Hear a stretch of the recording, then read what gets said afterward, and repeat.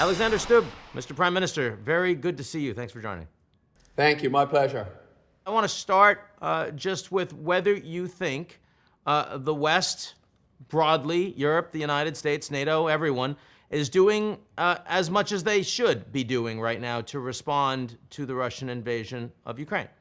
Well, I definitely think they're doing more than I ever expected us to do. I've never seen an onslaught of sanctions at the magnitude that we're seeing at the moment. 4 waves of sanctions coming from the European Union. Add to that sanctions from the United States. You look at the turnaround of German foreign security and defense policy. You look at 500 million euros worth of armaments being sent by the European Union. So, I never thought I'd see this day, but remember, crises drive us forward. When you look at what that all means for the future of Europe, how has Europe changed? And are any of these changes permanent in your view? I think every change that happens in the European Union is permanent. You know how things go. Integration in one area leads to pressure to integrate another one.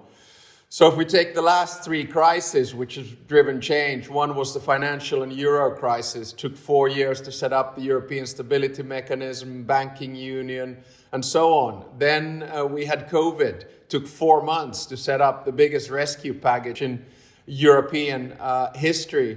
And now we're seeing the realization of a European foreign security and defense policy, a thing that people just used to talk about now happening because of the Russian aggression in Ukraine. Does that also include countries like Finland and Sweden? I mean, it's been quite startling to me to see the percentages of popular support for NATO that we've never seen in history from your country and from Sweden. Is that an inevitability at this point now? Yeah, definitely. I guess 2 answers on that. The first one is that I think there seems to be some misunderstandings, especially about the Finnish position post-Cold War. I mean, we were neutral during the Cold War, but it wasn't ideological neutrality. It was neutrality because of necessity. Exactly. Yeah. We had to. But when we had the chance to then join the European institutions where we really belong, like the European Union, we immediately did it, and we forged a very close relationship with NATO. Now, the second answer is, I think the opinion polls in Finland on NATO, and people have to understand, they've reversed. They used to be 50% against, 20 in favor. Now they're 50 in favor, 20 against. And they're driven basically what I call rational fear. So there's this fear, what is Russia going to do next?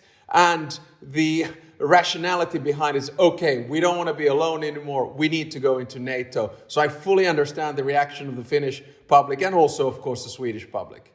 I notice also the reaction of the Russian government, the foreign ministry spokesperson saying that there would be both diplomatic and military responses, consequences from Russia if the Finns and the Swedes were to decide to take that step. Finland and Sweden should not base their security based on damaging security of other countries, and their accession to NATO can have detrimental consequences and face some military and political consequences. How do you read that?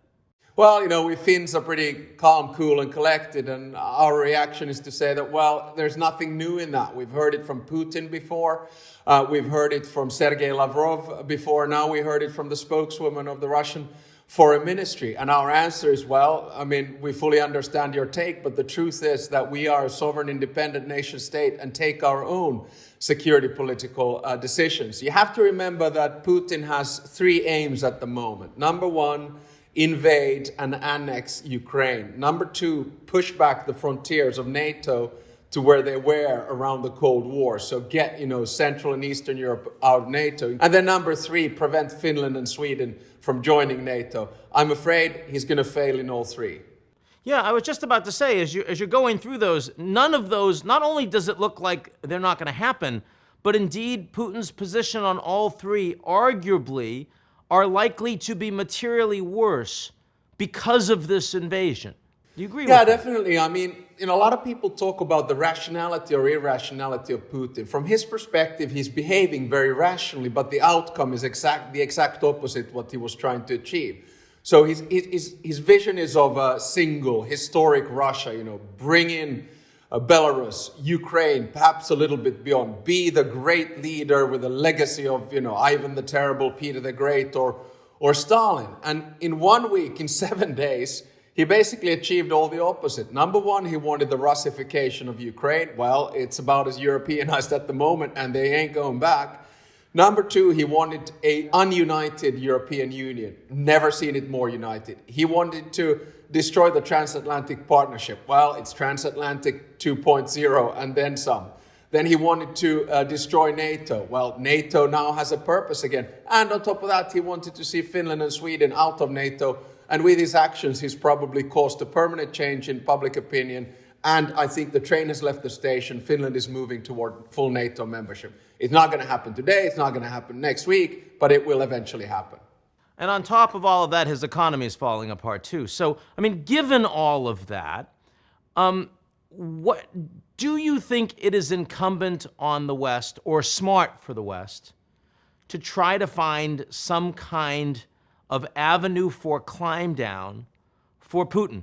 Well, I had the opportunity to mediate peace in Georgia in 2008. I was Finnish foreign minister at the time and chairman of the OSCE. So Bernard Kouchner, the foreign minister of France, and I went into Tbilisi and then later to Moscow to broker a 5-piece or 5-point ceasefire agreement. That was easy to do. We did it, well, easy, but we did it in 5 days. In this particular case, we are beyond the point of no return. Will there be an escape route for Putin? I would argue no. I mean, it's impossible. The only thing that he understands is power and force, I'm afraid. He's not going to back down. So, what we need to see eventually, I hope, is regime change happening from the inside. The problem, of course, there is that historically, when there's regime change in Russia, you get the hardliners in first. That's what happened in 1991. So we don't want that. It's, after all, a country that does have nuclear weapons.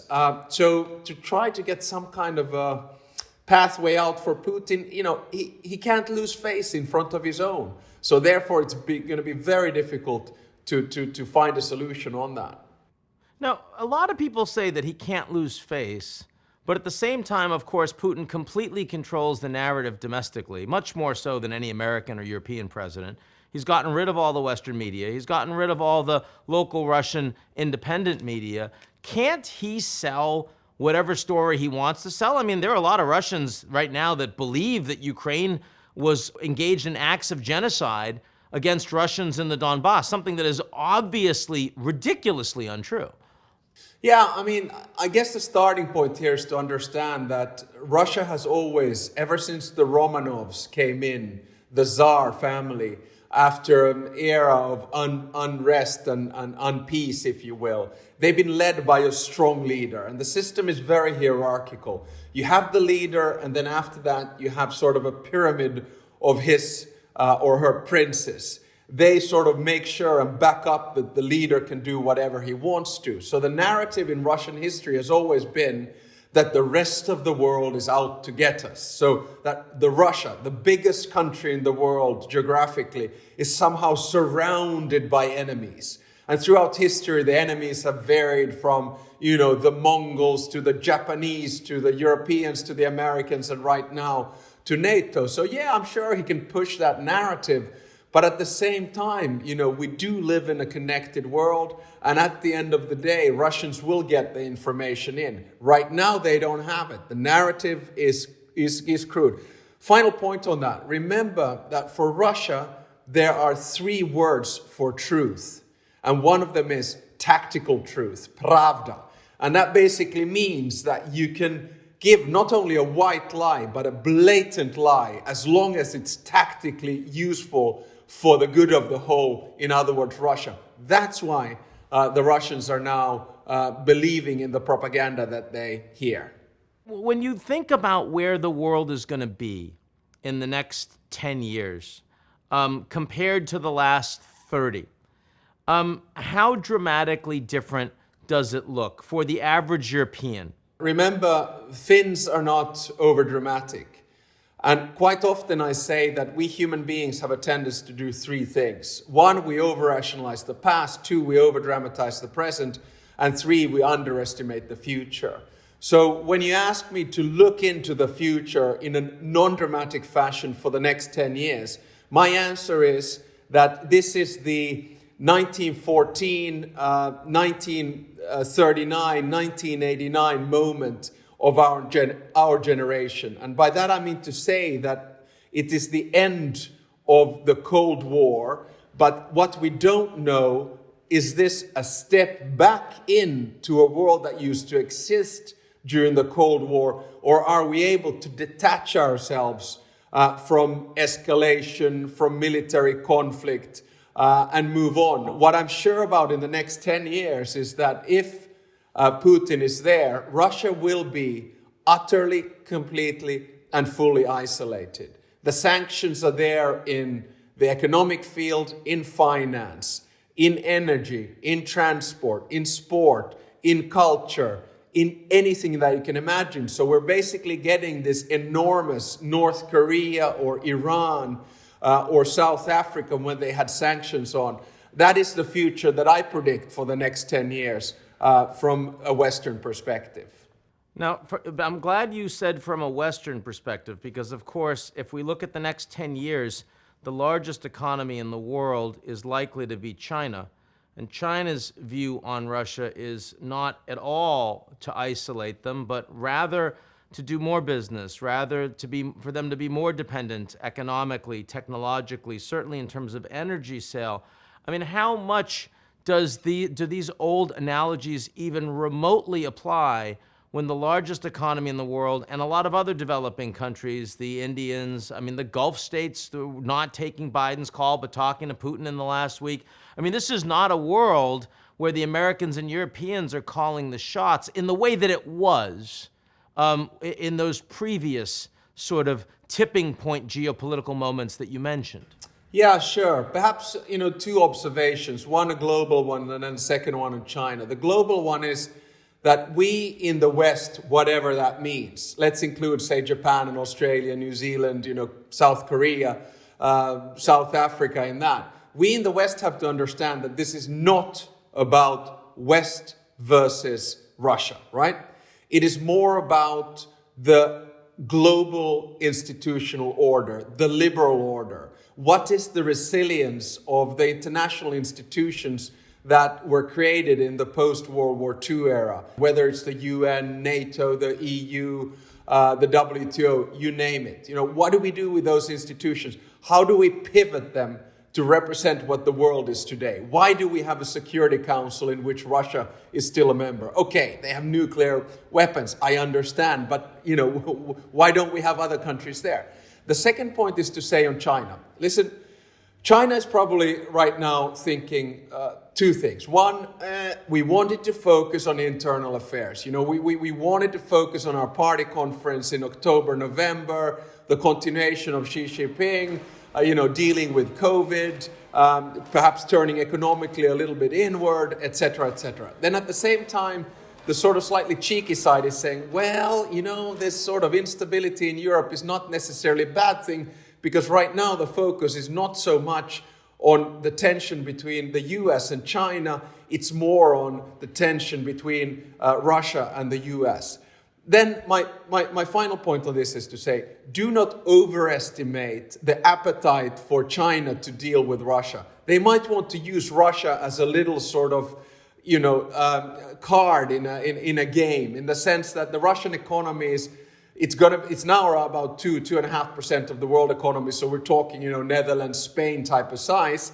In the future, it's going to be smaller. The only thing that it has is natural resources. It's got geographic size, and then it's got military power. So, the natural business partner, China, is not Russia. And on top of that, with value change, with the Belt and Road Initiative, it's a hell of a lot more dependent, China is, on Europe and the United States than it is on Russia. Of course, you can say that, yes, China can now play the game, and I'm sure they will.